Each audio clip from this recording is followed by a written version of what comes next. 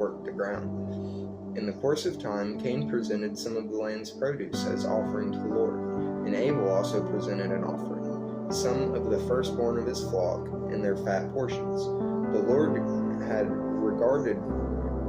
regard for Abel and his offering, but he did not have regard for Cain and his offering. Cain was furious, and he looked despondent. Then the Lord said to Cain, "Why are you furious? And why do you look despondent? If you do what is right, won't you be accepted? But if you do not do what is right, sin is crouching at the door. Its desire is for you, but you must rule over it." Cain said to his brother Abel, "Let's go out to the field." And while they were in the field, Cain attacked his brother Abel and killed him. Then the Lord said to Cain, "Where is your brother Abel?" "I do not know," he replied. "Am I my brother's guardian?" Then he said, "What have you done?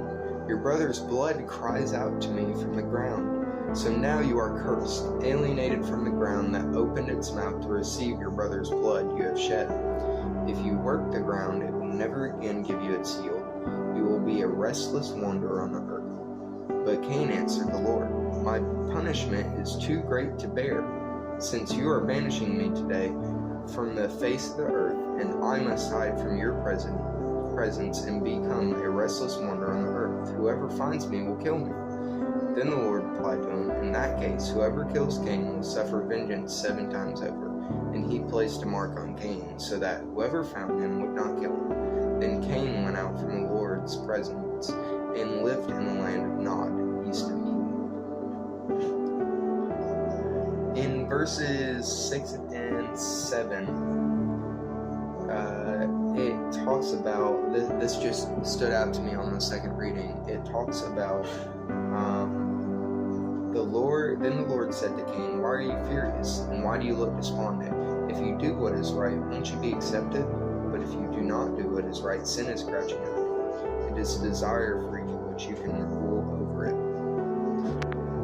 That's talking about how, yes, he was giving his tithe, his sacrifice to God, but his heart was filled with sin and greed and jealousy. So God saw his heart, and that's why Abel's was a little bit more, like a lot more appreciated by God than Cain, because God saw Cain's heart. And in that, you need to have a pure heart for giving.